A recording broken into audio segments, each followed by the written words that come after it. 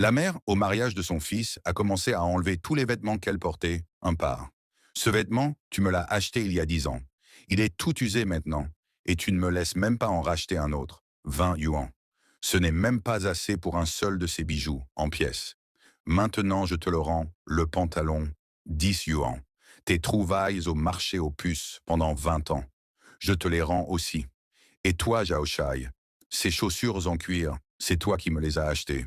D'ailleurs, pour moi. Fin de la collection. J'apprécie ta dévotion. Même si les talons sont usés, je n'ai pas le cœur à les jeter.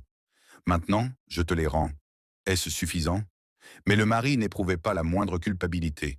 Il a plutôt signé directement l'accord de divorce, demandant à sa femme de quitter immédiatement la cérémonie de mariage. Sans dire un mot, la femme a ramassé l'accord de divorce.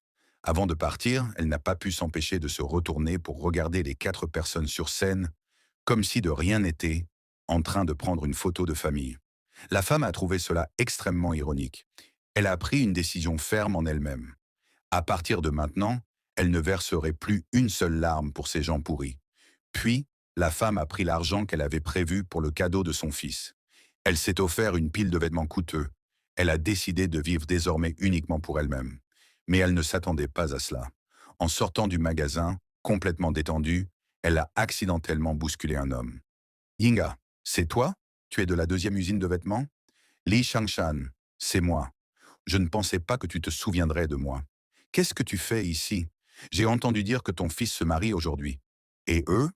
Pourquoi es-tu seul? J'ai divorcé. Ils m'ont chassé. Quoi? Une bande d'ingrats. À l'époque, tu étais la chef de la deuxième usine de vêtements. Pour eux, tu as renoncé à l'opportunité d'étudier à l'étranger. Je ne m'attendais pas à ce qu'ils... Je ne m'attendais pas à ce qu'ils te traitent ainsi. Alors, tu vas faire quoi maintenant? Trouver un travail pour commencer. Pour subvenir à mes besoins, trouver un travail. J'ai justement une excellente idée. De l'autre côté, la maison sans femme est en total désordre. Le fils se plaint de ne pas retrouver ses vêtements. Il reproche à sa femme de dormir jusqu'à midi. Mais la femme lui répond avec colère qu'elle ne le fait que parce qu'il lui avait promis que sa belle-mère s'occuperait d'elle lorsqu'elle s'est mariée ici. Alors que les deux se disputaient violemment, le père est entré. Le fils lui a immédiatement demandé de préparer le repas, disant que la belle-mère allait bientôt arriver. Mais pour l'instant, il n'avait même pas encore préparé un repas. Quand la belle-mère arrivera, elle les méprisera sûrement. Le père, impuissant, est allé dans la cuisine. Mais lui qui n'avait jamais cuisiné, a rapidement mis le bazar. Son fils a immédiatement appelé sa mère. Allô, tu es où? Il est déjà si tard. Pourquoi tu n'es pas rentré pour faire à manger? J'ai divorcé de ton père. Pour manger? Va voir ton père. Tu peux arrêter de faire des histoires. Tu n'es toujours pas satisfaite? Pourquoi tu ne peux pas être comme tante Lee? Toujours méchante et insupportable. Oui, je suis méchante et insupportable. Cette personne est si bien. Pourquoi tu ne vas pas la voir? Qu'elle te fasse à manger. Tu es ma mère. Donc c'est à toi de le faire. En plus, tante Lee non plus, ce n'est pas pour les corvées. N'oublie pas, on a déjà coupé les liens. Je ne suis plus ta mère maintenant. Ce n'est pas moi, c'est toi qui m'as appelé. C'était déjà un fardeau pour toi. Pourquoi tu n'es toujours pas content? Aujourd'hui, ma chère belle-mère doit venir à la maison. Mon père, en préparant le repas, s'est fait mal au dos. Maintenant, personne ne cuisine à la maison. Tu veux vraiment me mettre dans le pétrin, hein? Personne ne travaille à la maison. Embauchez une nounou. Je ne suis pas une ouvrière engagée dans votre famille. En plus, maintenant, avec vous, je n'ai plus aucun lien. Ne m'appelle plus. Allô? Allô? Alors que les trois se reprochèrent d'avoir chassé la mère, Shang Kim est arrivée juste à temps, disant qu'elle pouvait désormais cuisiner pour eux et qu'elle était prête à se remarier avec l'homme.